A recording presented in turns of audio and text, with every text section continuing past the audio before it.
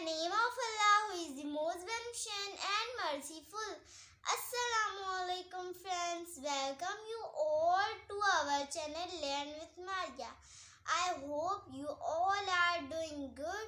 So آج کا ہمارا ٹاپک ہے احادیث۔ اللہ کے رسول صلی اللہ علیہ وسلم نے ارشاد فرمایا، مسلمان مسلمان کا بھائی ہے۔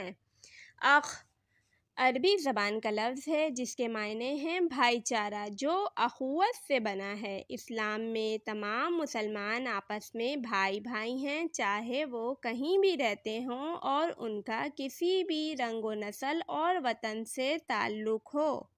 جو کلمہ پڑھ کر اسلام میں داخل ہو جاتا ہے وہ بحیثیت مسلمان ہمارا دینی بھائی ہے۔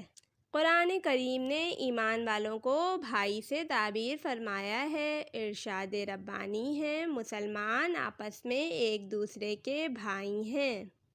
اسلام ایک عالمی دین ہے اور اس کے ماننے والے عرب ہوں یا عجم ہوں، گورے ہوں یا کالے ہوں، کسی قوم یا قبیلے سے تعلق رکھتے ہوں، مختلف زبانیں بولنے والے ہوں، سب بھائی بھائی ہیں اور ان کی اس اخوت کی بنیاد ہی ایمانی رشتہ ہے، اور اس کے مقابل دوسری جتنی اخوت کی بنیادیں ہیں سب کمزور ہیں اور ان کا دائرہ نہایت محدود ہے۔ مسلمان دنیا کے کسی خطۂ زمین میں آباد ہوں، وہ امت اسلامیہ کا ایک جز ہیں۔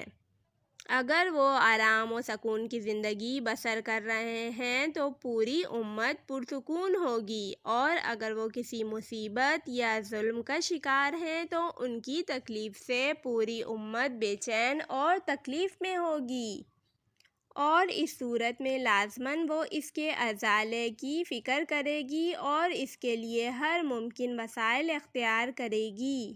اخوت اسلامی کا تقاضا یہ ہے کہ ایک مسلمان دوسرے مسلمان بھائی کا خیر خواہ ہو، جو بھلائی وہ اپنے لیے پسند کرتا ہے وہی اپنے بھائی کے لیے بھی پسند کرے، اور جو اپنے لیے ناپسند کرتا ہے وہ اپنے بھائی کے لیے بھی ناپسند کرے۔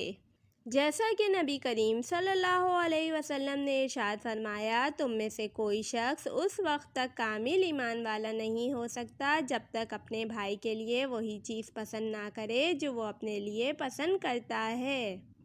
بہرحال قرآن کریم نے مسلمان کو بھائی بھائی قرار دیا ہے اور اس اخوت اور محبت کو اللہ کی نعمت قرار دیا ہے، اور اس محبت اور اتحاد پر ان کی طاقت اور قوت کا مدار ہے۔ اس اخوت کو قائم رکھنا ہر مسلمان کا فرض ہے، اور ان تمام صفات کو اپنانا جن سے یہ اخوت کا رشتہ مضبوط ہوتا ہے، جیسے خیر خواہی، محبت، اخلاص، ملنا ملانا، صلح جوئی اور ایک دوسرے کو سلام اور دعا پیش کرنا۔ اللہ رب العزت تمام امت مسلمہ کو اخوت و بھائی چارے کی اہمیت سمجھنے اور اس کے تقاضوں کے مطابق عمل پیرا ہونے کی توفیق عطا فرمائے۔